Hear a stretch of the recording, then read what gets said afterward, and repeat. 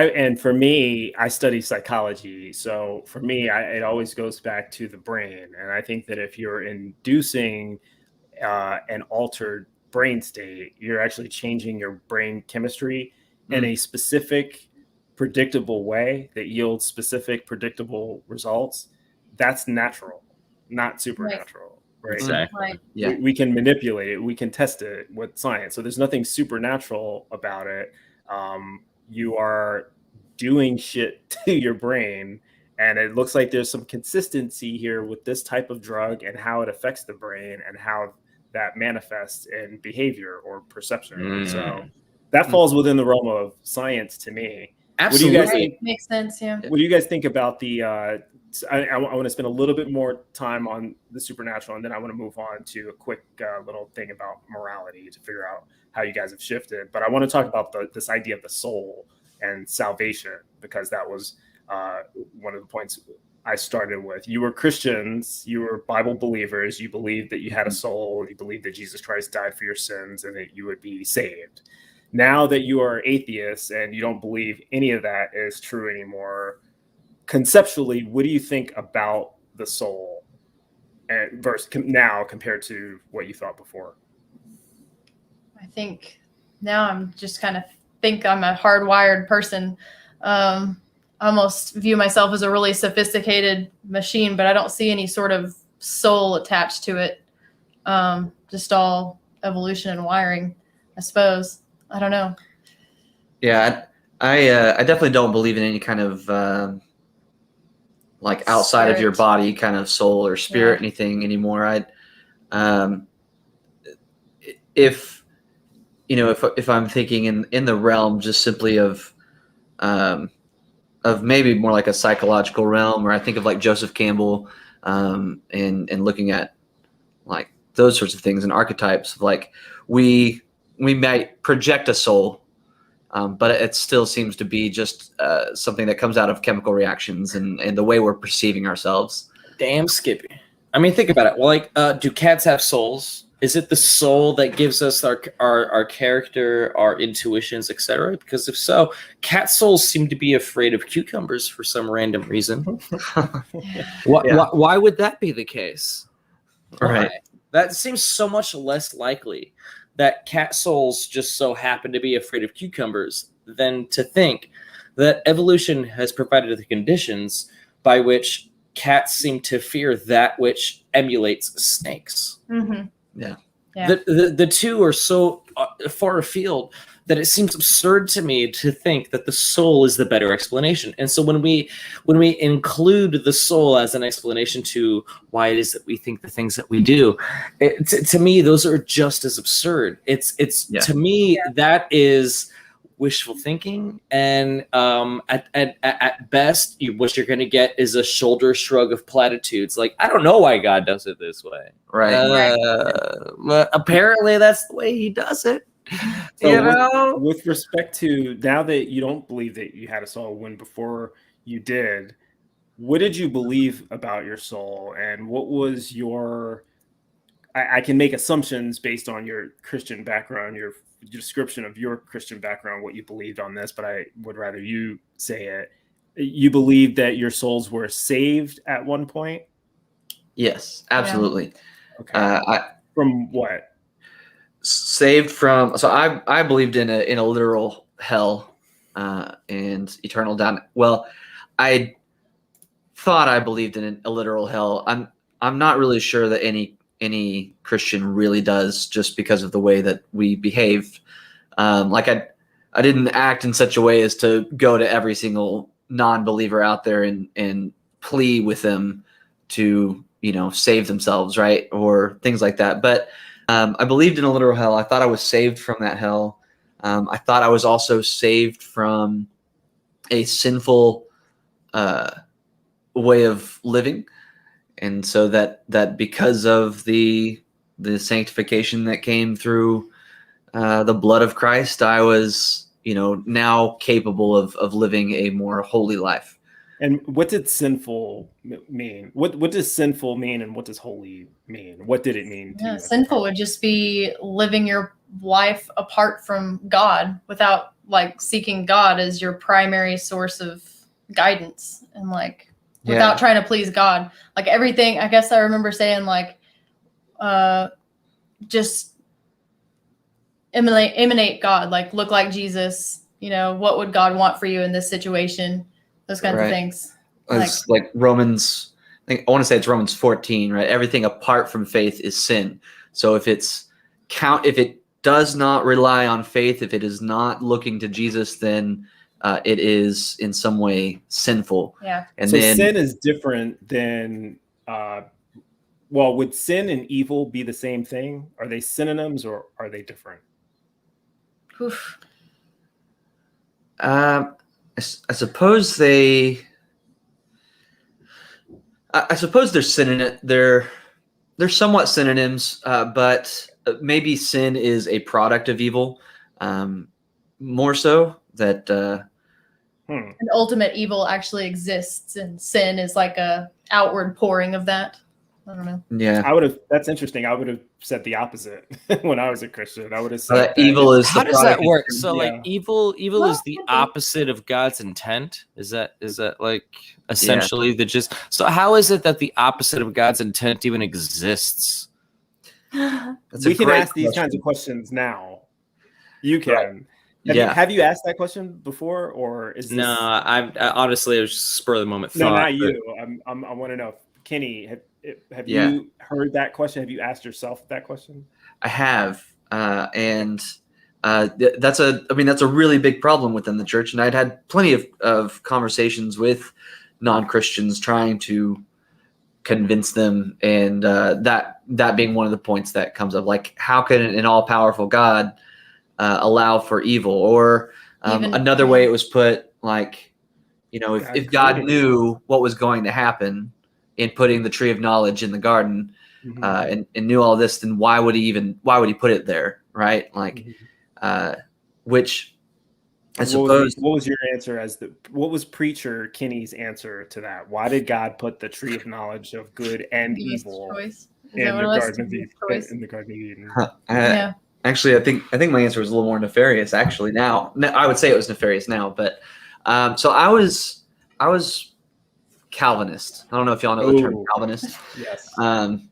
So at least when I was willing to read commentaries, I was Calvinist, and then that train of thought very much influenced the way I read the Bible. So I didn't have an issue with God creating evil, because it was all part of one grand plan to really glorify himself, show his mercy to his creation. I have to say, Kenny, I'm one of those people. I made this point recently. I don't remember which show I said it. Calvinism is the worst religion. I think you're right. Now, in retrospect, I think you're right, because it's.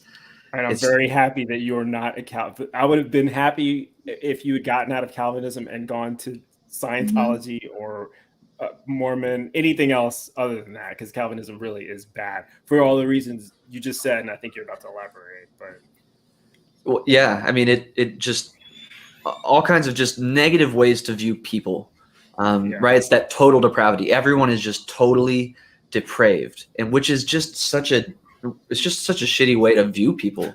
And it's also a shitty way to view God too, because God is literally depraved based on everything you believe he did, but you're calling it good.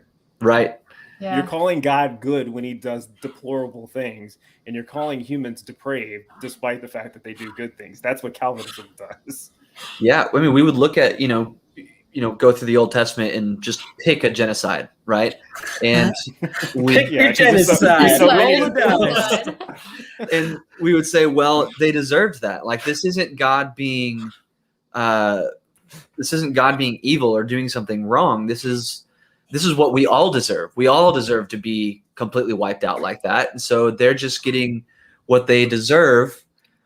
And it's, graceful of God to save some, which is just like, right. That's like such an abuse. Like that's the attitude of I'm sorry. I don't mean to laugh at you, by the way.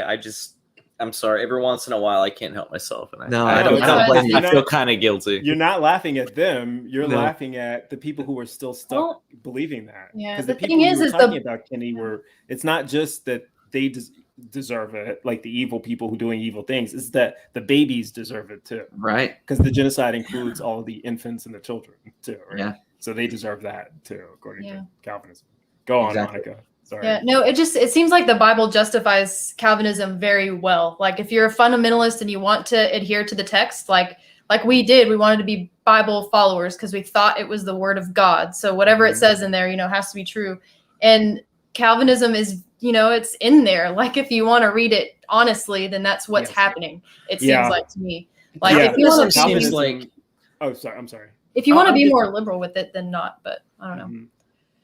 it seems to be like to the theist benefit, Calvinism would seem like one of the more difficult positions to refute, especially when you give into things like fear your God, the thing that you're supposed to love, etc. That this thing knows best. So if this thing knows absolutely best, and if also you take the additional presupposition that this thing is making all decisions in the best interest of, I don't know, humanity, I think. I'm not really sure whose best interest we're really referring to. Well, But- Calvinism is God's. about God's best interest. Yeah, it's all about God. Humanity doesn't Okay. matter in Calvinism. Yeah, so like Yeah. either way, like it really just, the Calvinism is this position that there's this thing that is responsible for all things, and it wants what it wants. And But so as intuitively, Monica said- that kind of makes sense. You know But what I as mean? Monica said, that's biblical.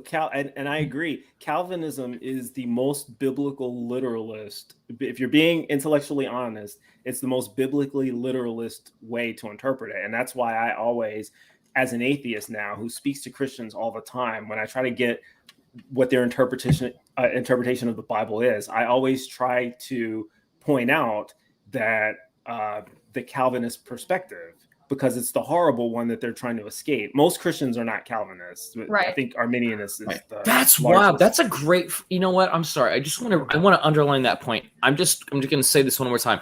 Most Christians are not Calvinists. Continue, Bryce, because Yeah, that's no, important. but they should be though if they claim to be biblical literalist fundamentalists, but they Right. don't want to be because they recognize that that's horrible and that doesn't conform to the God that they want to believe in. They want to believe in a God that's actually good. So they've convinced themselves of all these little tricks to get around what the Bible actually says, that God Exactly. created evil, that he kills babies, that he does everything for his glory.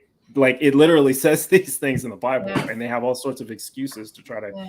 get away from that. No, it's for humanity and he wants what's good, and he really doesn't, And so if Right. you're claiming to be a Bible believer, you should be a Calvinist and then recognize yourself as a horrible person. But Not because even we- that. I don't think you should Yeah. recognize yourself as a.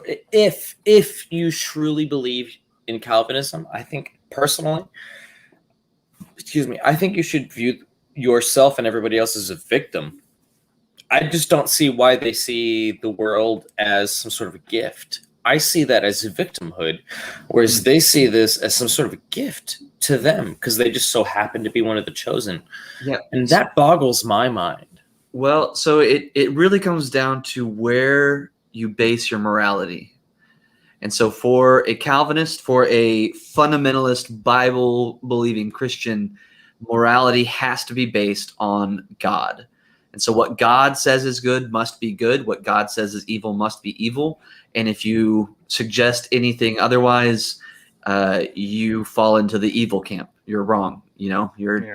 And so, whereas Caleb, you're interpreting this, you're coming at this with a different basis for your morality, and so you're able to look at this God more, I think, more honestly, and able to look at it more objectively, even though I think that a lot of these fundamentalist Christians are going to say that the morality that you're using is a subjective morality. I think you still have a more objective viewpoint on that God, right? So Yeah, and I would say that the failure of Calvinism is that it doesn't provide. It's not a moral system at all. There's no system there. It's just moral edicts, right? yeah, And so It's happenstance. It's not even a moral system. It's pure happenstance. Well, it's a But primitive way of the point I'm thinking. making is, though, it's not a system that allows anyone to test any moral claims, which is Right. what we do with everything else all the time, you know. Yeah. And this is the advantage of the Christians that are not Calvinists, because even though they're claiming that there's an objective morality and that it's God, they don't use that to evaluate the normal claims in their life. They use real systems of morality, like their Right. intuitive understanding of right and wrong. People do. People figure out their morality and then base how they interpret the Bible around their morality more than the other way around. Like, you always hear that you can't be moral without God, or you can't be moral without being a believer, but it seems like the opposite. You just pick your denomination. The Bible's a hindrance to morality, because when people are really evaluating moral claims, what they're really doing is they're saying, is this fair? Is it fair for me to treat this person differently from that person? You know, do I have empathy? Do I have compassion for this person's suffering? That, you know, there's all these different metrics that we can use to see whether we're getting towards real morality, which is about human well-being, which is what the non-Calvinist Christians actually care about. You know, do you think that moral decisions and social decisions are identical? That what's in the best interest of morality is also in the best interest of civilization? I think that morality is about well-being. And so when we're talking about civilization, it depends on what you're calling civilization. I don't think the existence of I don't think mere existence of a civilization means that we've achieved morality. I think it depends on the elimination of suffering, the promotion of well-being in terms of quality of life, not just being alive. You know, so it's nuanced. And some people would say, well, look, this society has billions of people, so therefore, according to you, they've achieved well-being. It's the most moral society. Well, no, China has 1 billion people, India has 1 billion people, but that doesn't mean that there are 1 billion people experiencing a high quality of life, that are being treated fairly and equitably, and, you know, that there's any compassion demonstrated to them. So no, I don't believe that civilization equates to. I'm not sure if that was your question, but I think yes, it was essentially, and I'm glad that you answered it that way.